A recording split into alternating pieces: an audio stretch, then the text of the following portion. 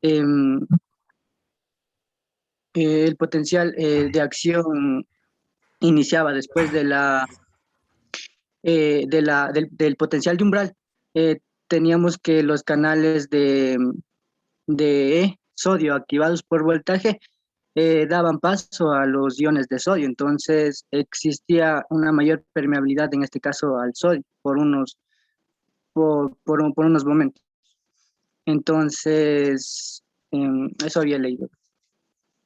Listo, muy amable. Gracias, Sebastián. Andrés, ¿ya logró arreglar su micrófono?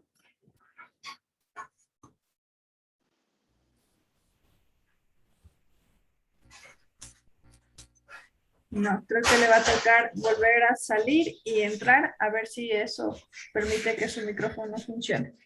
Vamos con la tercera pregunta. Dice, ¿cómo se modifica el potencial de acción cuando la fibra muscular o nerviosa está intoxicada con una sustancia que bloquea los canales de sodio dependientes de voltaje? ¿Quién va a responder a la tercera pregunta?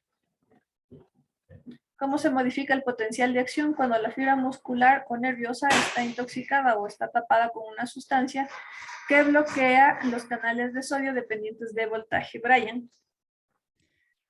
Buenos días, Doc. Me corrige si estoy mal. Lo que yo pude entender en este caso sería que al iniciar, digamos, el potencial de acción, en este caso, el sodio empezará a ingresar hasta que llega al valor umbral, porque sabemos que a partir de este valor umbral se activan estos canales de sodio activados de voltaje. Entonces, si estos canales de sodio activados de voltaje no están activados o están, digamos, inhibidos por esta sustancia, el potencial de acción no se dará. Entonces, se podría decir que llegaría a ser un potencial nada más local. Ya, gracias, Brian. Ana. Ana Barzallo.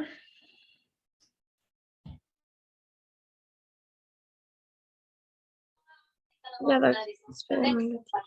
Le bajo la mano. Ya. En este caso, según lo que yo entendí, no se podría dar la despolarización, por lo tanto, no se podría transmitir un impulso nervioso y por lo que yo investigué, así funcionan las anestesias, porque en este caso evitan que el impulso nervioso pueda seguir y obviamente el impulso nervioso del dolor se bloquea y en este caso pueden hacer las operaciones, por ejemplo.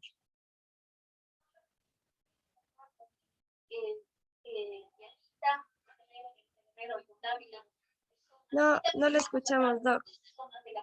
Perdón. Si eso es lo que ocurre cuando están obstruidas o tapadas o bloqueadas los canales de sodio, ¿no es cierto? Entonces esa es la respuesta.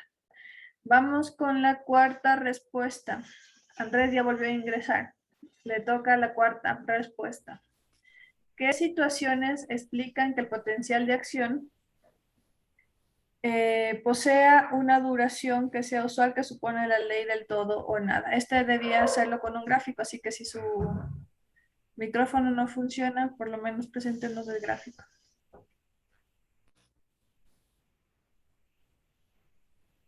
No funciona su micrófono. No sé si es mejor escribir también en el chat. Escribe en el chat y presenta el gráfico. ¿Qué situaciones explican que el potencial de acción posea una mayor duración que el usual que presupone la ley del todo o nada? ¿Alguien más quiere, hasta que Andrés escribe en el chat, dar la respuesta a esto? Kelly. Bueno, lo que tengo entendido es que principalmente se debe a que existe el potencial de acción cardíaco, que aquí suponemos que va a tener una duración mayor. Por ejemplo, decíamos que en el esquelético va a tener una duración aproximada de entre 1 o 2 milisegundos, en el nervioso entre 2.5, mientras que en el cardíaco va a tener una duración alrededor de 200. Entonces lo que pasa es que se van a formar las mesetas, es decir, que aquí va a entrar el calcio. Entonces eso bueno, no sé cómo se va a realizar más o menos de esa forma. Así es. Ujú. Entonces la formación de la meseta se va a dar por la apertura de los canales de calcio, que eso va a propagar que dure más el potencial de acción. Y de igual manera se van a dividir principalmente en 5 pasos. El 0, que ya empieza la despolarización. El 1, que ya regresa a la repolarización, donde empieza a salir el potasio. El paso 2, que es la formación de la meseta, en la que entra el calcio.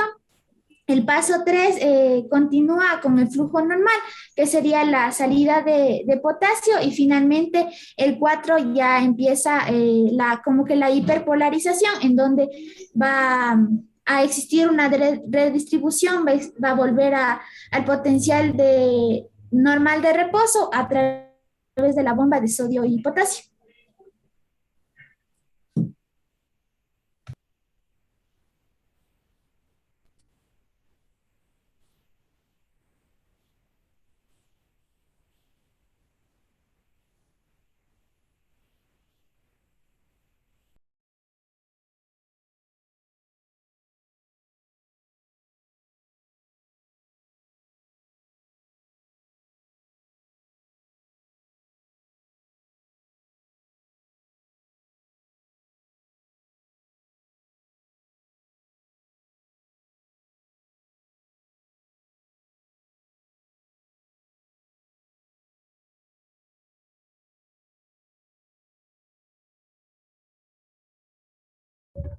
Cristina, ya, estaba preguntando, pero no me había dado cuenta que estaba mi micrófono desactivado. Andrés, ¿ya nos va a ayudar con la respuesta de la cuarta interrogante, por favor?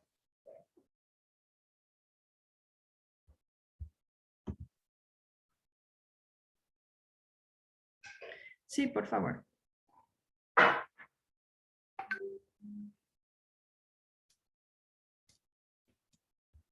Me estaba preguntando, ¿Cristina ya tiene preparado la actividad para el día lunes? ¿Lunes es o martes? Para el martes, Doc. Ok.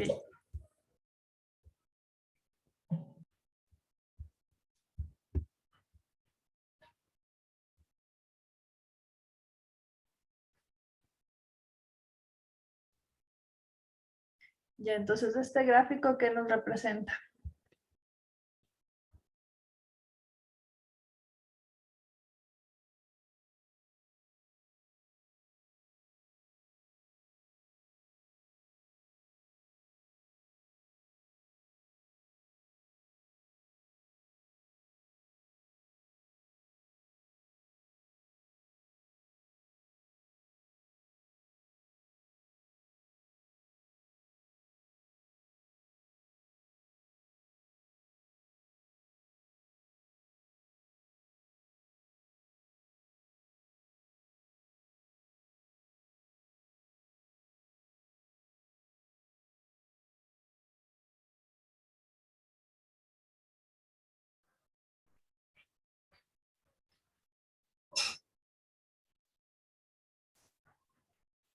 Entonces, ¿qué es la ley del todo o nada? Ya nos explicó algo Kelly, ahora nos está poniendo Andrés en cuanto a la ley del todo o nada. Eso nos explicó bastante bien ayer nuestro compañero Fernando, ¿no es cierto? Que cuando hay un estímulo, la membrana de la neurona responde abriendo los canales de sodio, pero existe una cierta cantidad de cargas que deben entrar para que empiecen a abrir los otros canales.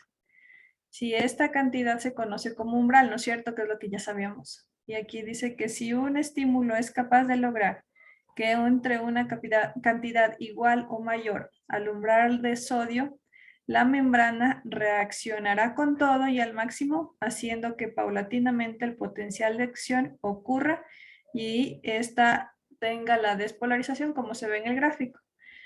¿No es cierto? Y en tal forma lo que va a ocurrir es que va a llegar a su potencial de acción, se va a despolarizar y nuevamente a haber la repolarización. Aquí nos está diciendo Andrés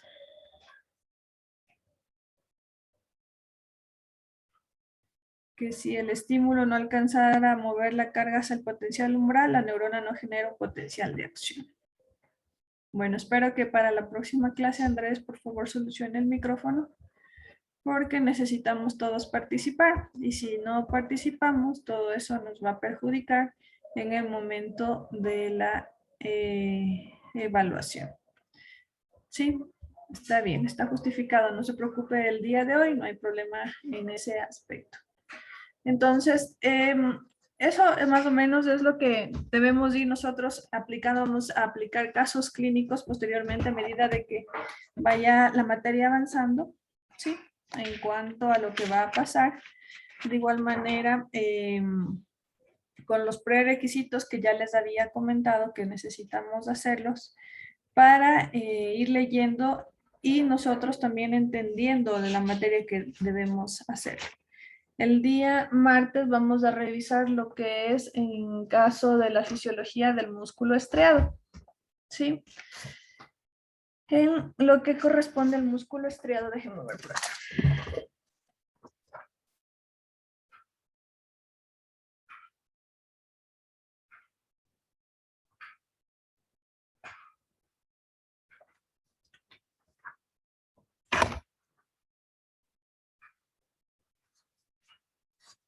¿Tienen alguna pregunta en cuanto a esto de potencial de membrana?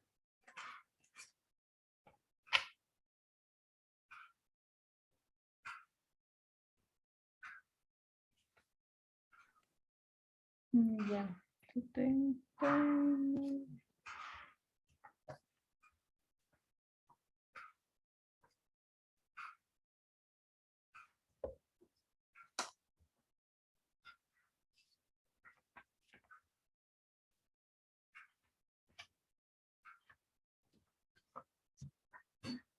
Ya, los prerequisitos para el día, la próxima clase, por favor, les voy a dictar para que ustedes también revisen. La primera, debemos hablar, es acerca de qué es o en qué interfiere el sarcoplasma.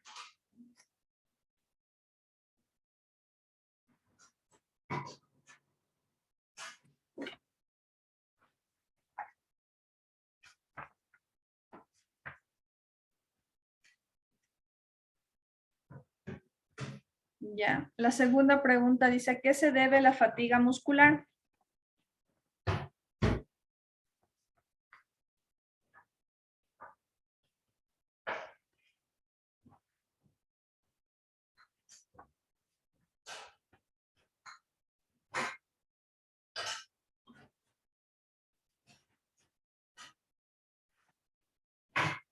Ya. Y la tercera pregunta dice,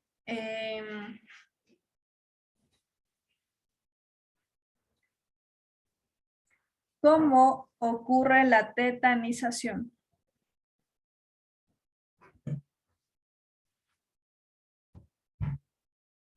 Sí saben, ¿no es cierto? La contracción tetánica, ¿qué es lo que ocurre? ¿Por qué ocurre esto?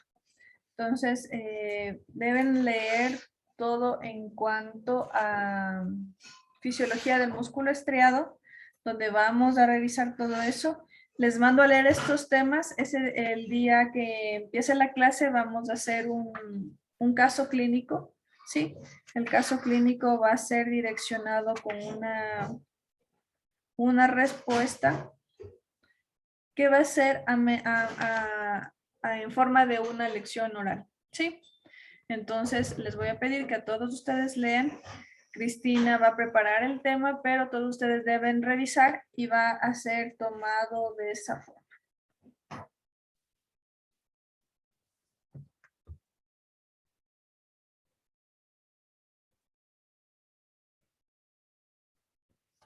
Pues tenemos esas tres preguntas, ¿no es cierto? ¿Alguien tiene otra pregunta, alguna acotación en cuanto a lo que estamos revisando?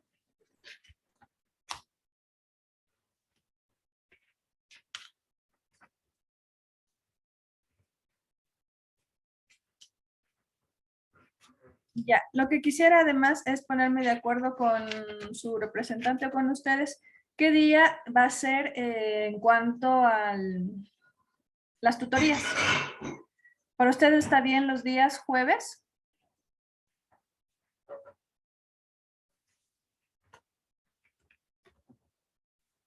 Por favor, pónganse de acuerdo que necesito eso decir ya en a la coordinación para colocarlo en mi agenda. Así que no sé, ¿tienen algún chat? Dígame. Ya habíamos hablado de eso el primer día de clases y quedamos que íbamos a tener las tutorías los jueves de 2 a 3 de la tarde. Ya, ¿Por qué ese horario tenía disponible usted? listo. Entonces queda confirmado, ¿sí?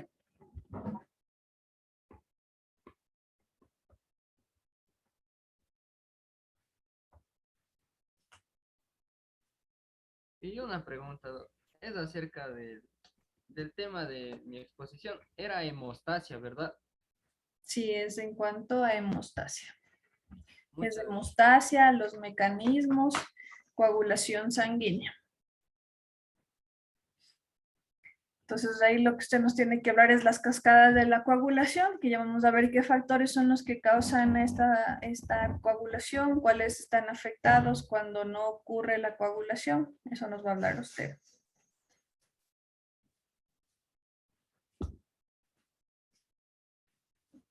Ya, en cuanto a lo de la plataforma, aún no me ha solucionado la universidad para poder subirlas. De lo que tengo entendido, debo subir a la plataforma lo que es sílabos, las guías de estudio, los APE, pero al parecer me dieron la clave de lo que estoy revisando, pero la clave es de estudiante, porque obviamente creo que yo, como tengo el historial ahí que estudié, no me han activado aún la parte de docencia.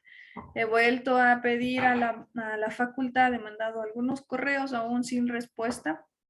Espero ya que en el transcurso del fin de semana me puedan ayudar para seguir utilizando el aula virtual, que ya pude ingresar y ver que cada docente de ustedes ya tiene subida las guías, los sílabos y todo eso, que les permite a ustedes tener una guía. Y también si ya se les envía a hacer trabajos o actividades, también deben subirlos ahí, de lo que tengo entendido, ¿sí? ¿O me equivoco? Sí, ¿no? Ahí también hacen todo lo que es las evaluaciones y todo eso, que es lo que tendríamos que ir revisando. Esperemos que, bueno, esta ha sido una primera semana aún irregular en cuanto a este tipo de conflictos con la tecnología y la plataforma, debido a los accesos que aún no han sido dados hacia mi persona. De igual manera, la bibliografía que ustedes la están utilizando, todo eso está en la plataforma que deben irlo revisando. ¿Sí?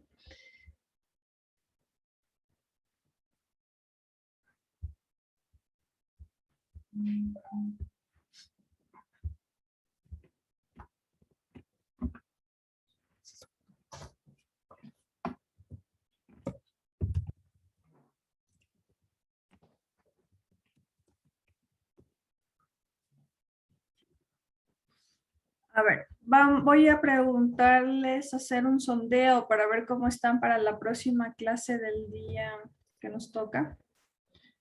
Ustedes ya estudiaron lo que es músculo, ¿no es cierto? Y es lo que vamos a hablar de músculo. ¿Por qué o cómo está formado el músculo liso?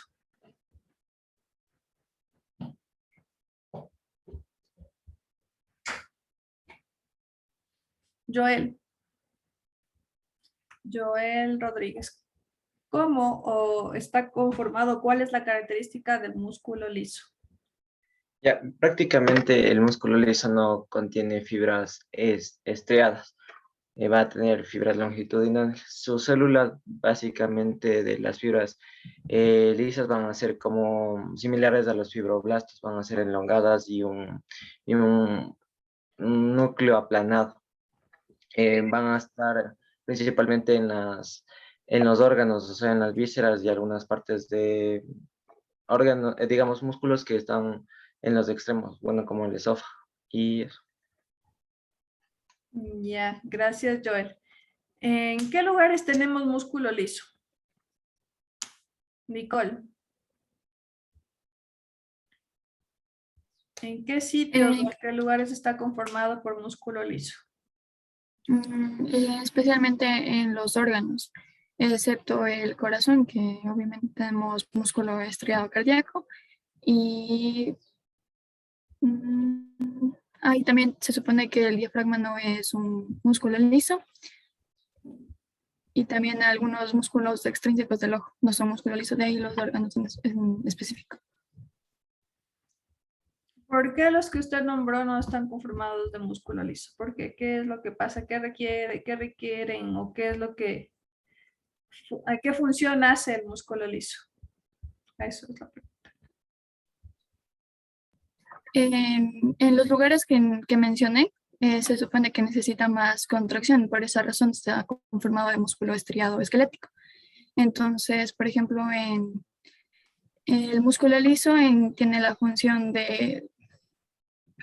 tiene contracciones más como débiles, se puede decir, como el peristaltismo en este caso, que trata de mover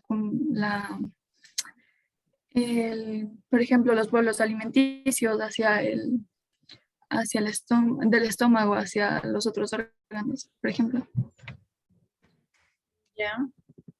Entonces, como ustedes ven, el músculo liso también tiene esta peculiaridad de lo que estamos viendo, ¿no es cierto?, de contracción y de relajación.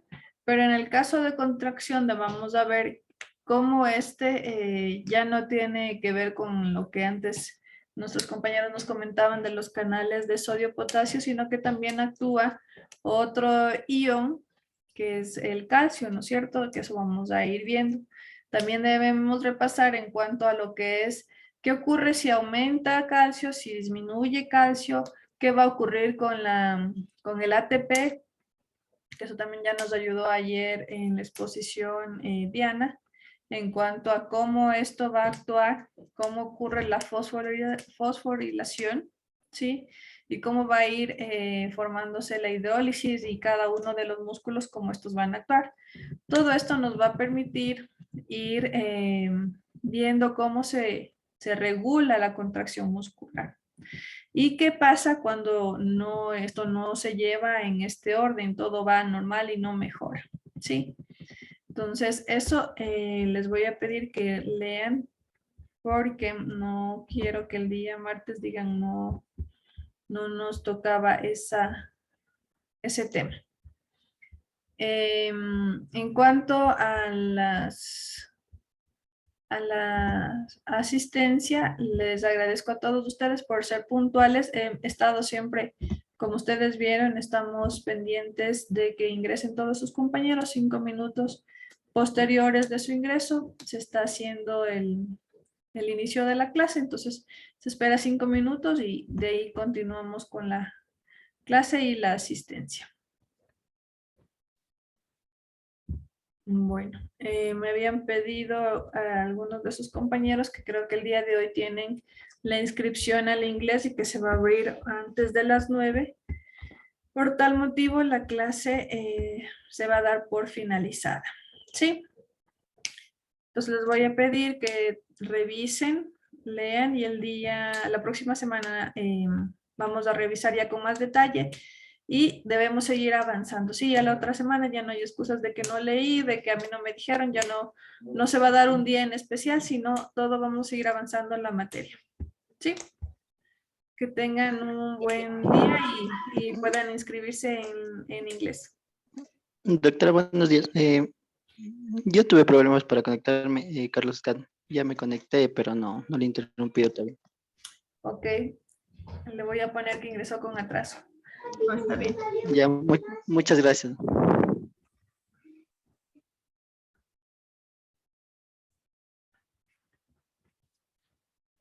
Listo.